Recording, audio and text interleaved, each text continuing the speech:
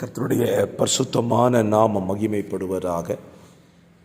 ஆசீர்வாதமான ஒரு நல்ல காலவெளியிலேயும் அனுதினமன்னா என்கிற வேத தியானத்தினால் உங்களை இன்றைக்கு சந்திக்க வைக்கிற தேவனுக்கு மகிமை செலுத்துகிறேன். ஒவ்வொரு நாளும் வேதத்தை வாசிப்பதும் தியானிப்பதும் அது நமக்கு ஆசீர்வாதமான ஒன்று. கர்த்தர் அப்படி நமக்கு நல்ல ஆசீர்வாதமான நல்ல வார்த்தைகளை தேவன் தருவாராக. இந்த நாளின் தியானத்திற்காக ஆதியாகமம் 25ஆம் அதிகாரத்தை நாம் தியானத்துக்கு எடுத்துக்கொள்ளலாம். 34 வசனங்களை உள்ளடக்கின இந்த அதிகாரம் நமக்கு சில காரியங்களை கற்றுக் கொடுக்கிறது. ஆபிரகாமுடைய வாழ்க்கையில் சாராளை தவிர ஆகார் என்ற ஒரு மனைவியும் கேத்துராள் என்கிறதான மனைவி பைபிளில் மறுமனையாட்டி என்று இருந்ததாக வேதம் சொல்லுகிறது. ஆபிரகாமுக்கு பிள்ளைகள் ஈசாக்கு, இஸ்மவேல் ஈசாக்கு மாத்திரமல்ல, அவனுக்கும் அதை பார்க்கிலும் வேறே குமாரர்களும் இருந்ததாக வேதத்தில் சொல்லப்பட்டிருக்கிறது. கேத்துராள் சிம்ரானையும் இக்ஷானையும் ஏதானையும் மீதியானையையும் இஸ்பாக்கையும் சூவாவையும் பெற்றான் என்று சொல்லி எழுதப்பட்டிருக்கிறது. அப்படியானால் ஆபிரகாமுடைய பிள்ளைகள் மொத்தம் 8 பேர். கேத்துராளுக்கு 6, ஆகாருக்கு 1, சாராளுக்கு 1.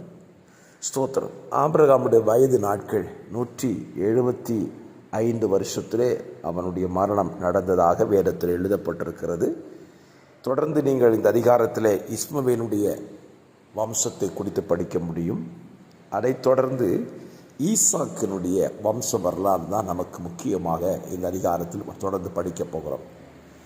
வேத புத்தகத்தில் நீங்கள் படித்தீங்கன்னா ஆபிரகாமுடைய மகனாகிய இஸ்மவேலை குறித்து சற்று எழுதப்பட்டிருக்கிறது. கேத்துராளின் பிள்ளைகளை குறித்து சற்று தான் எழுதப்பட்டிருக்கிறது. ஆனால் ஈசாக்கினுடைய சரித்திரத்தை குறித்து மிக விரைவாக எழுதப்பட காரணம், தேவன் தெரிந்து கொள்ளப்பட்ட சந்ததிகளை குறித்து அதிகமாக எழுதுகிறார். இந்த அதிகாரத்தில் ஈசாக்கினுடைய திருமண வயது 40 என்று எழுதப்பட்டிருக்கிறது. 40 வயதில் திருமணமாகி 60 வயதில் குழந்தையை பெற்றுக்கொள்கிறான். ஈசாக்கு 20 ஆண்டுகள் பிள்ளை இல்லாமல் இருந்ததை நமக்கு இந்த வேதம் நமக்கு காண்பித்து கொடுக்கிறார். அவனுக்கு குழந்தை இல்லாததினாலே ஈசாக்கு செய்த ஒரு காரியம், தகப்பனை போல குழந்தைக்காக இன்னொரு திருமணத்தை செய்யவில்லை. மாறாக தேவனிடத்தில் ஜெபித்தான் என்று வேண்டுதல் செய்தான் என்று 21ஆம் வசனத்திலே நீங்கள் வாசிக்க முடியும். தேவனிடத்தில் அவன் வேண்டுதல் செய்த பொழுது கர்த்தர் வேண்டுதலை கேட்டருளினார். என்னை கேட்கிற கர்த்தருடைய பிள்ளைகளை, நம்முடைய வாழ்க்கையில் நமக்கு வரக்கூடிய தேவைகளை கர்த்தரிடத்தில் கேட்கும்படியாக நாம் கடமைப்பட்டிருக்கிறோம். கர்த்தரிடத்தில் கேட்டால் கர்த்தரால் செய்ய முடியாத காரியம் ஒன்றுமே இல்லை. இன்றைக்கு பலரும் குழந்தை பாக்கியத்திற்காக ஆண்டவரிடத்தில் ஜெபிப்பதை விட்டுவிட்டு மருத்துவமனையாக ஏறி இறங்குகிறார்கள். இதனாலே அவர்கள் மனதளவிலே பாதிக்கப்படுகிறார்கள், பண விரயத்தை சந்திக்கிறார்கள். வேதம் சொல்லுகிறது, பிள்ளைகள் கர்த்தரால் வரும் சுதந்திரம். கர்த்தர் தான் ஒரு பிள்ளையை கொடுக்க முடியும். ஆகவே என்னை கேட்கிற கர்த்தருடைய பிள்ளைகளை, உங்கள் வாழ்க்கையில் தேவைகள் என்று வருகிறதா, கர்த்தரிடத்தில் கேளுங்கள். அப்படி கேட்கும்போது நிச்சயமாக கர்த்தர் அதை உங்களுக்கு தர வல்லமை உள்ளவராக இருக்கிறார். சரி, இப்போ ரெபெக்காளுக்காக ஈசாக்கு ஜெபித்தான், குழந்தை உருவாகிவிட்டது. ஆனால் வயிற்றிலே ஒரு குழந்தை இன்னொரு குழந்தையோடு மோதி கொண்டிருந்த பொழுது ரெபெக்காள் இதை குறித்து கர்த்தரிடத்தில் விசாரித்தாள். ஸ்தோத்திரம். என் பிள்ளை வயிற்றுக்குள்ள 2 பிள்ளைகள் இருக்கிறது, இது ஒன்றுக்கொன்று மோதி கொள்ளுகிறது, என்னவாக முடியும் என்பதை கர்த்தரிடத்தில் விசாரித்தாள். பாருங்க, ஈசாக்கு கர்த்தரிடத்தில் ஜெபம் பண்ணா, ரெபெக்காள் கர்த்தரிடத்தில் விசாரித்தாள். நல்ல குடும்பம். பார்த்தீங்கன்னா இன்றைக்கி வாழ்க்கையில் நம்முடைய குடும்பங்களில் இப்படிப்பட்ட அனுபவங்களை கணவன் மனைவிக்கு தேவன் தருவாராக. ஸ்தோத்திரம். இப்பொழுது குழந்தை பிறக்கிறது. குழந்தை பிறக்கும் பொழுது முன்பதாகவே கர்த்தர் சொல்லிட்டார், மூத்தவன் இளையவனை சேவிப்பான். நீங்கள் பின்னால் படிச்சிருக்கலாம், ஏசாவுக்கு யாக்கோபு தான் அண்ணனாக இருந்தான். இது எதர்ச்சையாய் நடந்ததல்ல, இது தேவ திட்டம். இந்த தேவ திட்டத்தில் ஒரு காரியத்தை நீங்கள் புரிஞ்சுக்கணும்னா, பைபிளில் ஸ்தோத்திரம். பல இடங்களில் இந்த மூத்த பிள்ளைகள் தங்கள் ஸ்தானத்தை இழந்ததை குறித்து நிறைய இடங்களில் நீங்கள் வாசிக்க முடியும். அதற்கான காரணங்கள் அது ஒரு பெரிய ஆராய்ச்சி இருக்குது. ஏன் மூத்த பிள்ளைகள் தங்கள் ஸ்தானத்தை இழந்து விடுகிறார்கள்? ஆண்டவர் அதை திட்டமிடுகிறாரா அப்படின்னு கேட்டிங்கன்னா கிடையாது. ஸ்தோத்திரம். மூத்த பிள்ளைகள் எல்லாமே பைபிள் படி கர்த்தருக்கு சொந்தமானவர்கள். ஸ்தோத்திரம். தலைப்பிள்ளை கர்த்தருக்கு சொந்தம், சேஷ்ட புத்திர பாகம் பிள்ளை கர்த்தருக்கு சொந்தமாக. இந்த கர்த்தருக்கு சொந்தமான பிள்ளைகள் கர்த்தரோடு வாழாமல் போகிறதுனால தான் பிரச்சனையே. ஏசா பாருங்க, அவன் பிறந்தபோது வனசஞ்சாரியாகவே இருந்துட்டான். அவன் வேட்டையாடுறது வனத்திலேயே அவன் வாழ்க்கை வாழ்ந்துட்டான். ஆனால் யாக்கோபை குறித்து வேதம் சொல்லுகிறது, அவன் குணசாலியும் கூடாரவாசியுமாக இருந்தான். ஸ்தோத்திரம். நம்ம வாழ்க்கையில் நம்ம எப்பவுமே வனசஞ்சாரியாகவே இருக்கக்கூடாது. எப்போ பார்த்தாலும் நம்ம வெளியே சுற்றிக்கிட்டே இருக்கக்கூடாது. ஸ்தோத்திரம். வீட்டில் தங்கி தேவ சமூகத்தில் இருக்கிற அனுபவங்கள், ஸ்தோத்திரம், வீட்டு சூழலிலே வளர்க்கப்படுகிற அனுபவங்கள் நமக்கு இருக்க வேண்டும். இன்றைக்கு வளர்ந்து வருகிற இளம் தலைமுறைகள் வீட்டு சூழலில் இருப்பதை விட்டு வெளியே ஃப்ரெண்ட்ஸோடு சுற்றணும்னு தான் நினைக்கிறாங்க.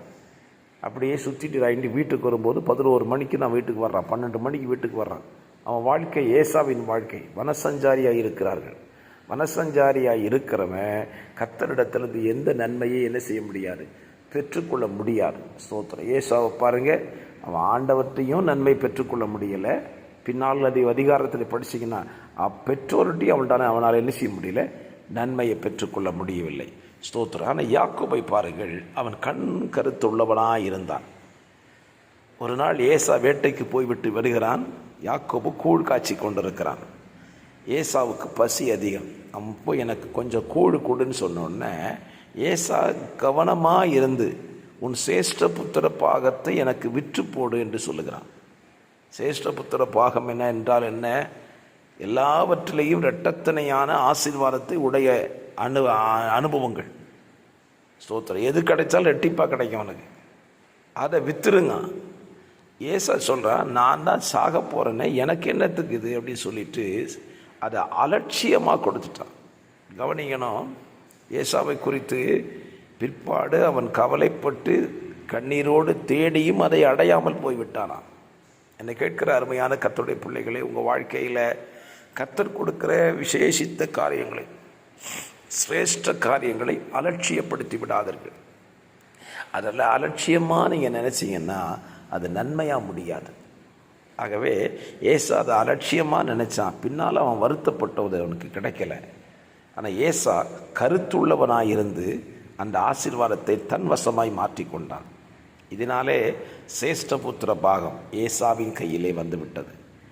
இந்த காலவெளியில் உங்கள் வாழ்க்கையை சிந்திச்சு பாருங்கள். நீங்கள் தேவன் தருகிற ஆசீர்வாதத்தை தக்க வைத்துக் கொள்ளுகிறீர்களா, அலட்சியப்படுத்துகிறீர்களா? தேவன் நமக்கு கொடுக்குற ஆசீர்வாதம் ஏராளம் இருக்கிறது. ஒன்றை சொல்லுவேன், இவ்வளவு பெரிதான ரட்சிப்பை குறித்து கவலையற்று இருக்காதிருங்கள். தந்த ரட்சிப்பு விலையேற பெற்றது, தந்த அபிஷேகம் விலையேற பெற்றது, தந்த கிறிஸ்துவ வாழ்க்கை விலையேற பெற்றது. இதெல்லாம் நீங்கள் அலட்சியமாக நினைக்காதீங்க. இந்த காலவெளியில் யாக்கோபோ போல கருத்தாய் இருந்து ஆசீர்வாதங்களை பெற்றுக்கொள்ள பிரயாசப்படுங்கள். கர்த்தர் உங்களை ஆசீர்வதிப்பார். பரிசுத்த பிதாவே, இந்த காலவெளியிலே ஆண்டவரே ஸ்தோத்திரம், எங்கள் வாழ்க்கையில் ஆண்டவரே ஏசாவை போல இராதபடி யாக்கோபை போல கருத்துள்ளவர்களாயிருந்து நன்மைகளை ஆசீர்வாதங்களை சுதந்திரித்துக் கொள்ள எங்களுக்கு உதவி செய்யுங்கப்பா. அப்படியே வல்ல கரத்தில் இந்த காலவெளியில் தாழ்த்தி ஒப்பு கொடுக்கிறோம். வசனத்தை கேட்கிற பிள்ளைகளை ஆசீர்வதியும். இயேசுவின் நாமத்தில் ஜெபிக்கிறேன். ஜெபம் கேளும் நல்ல பிதாவே. ஆமென். ஆமென்.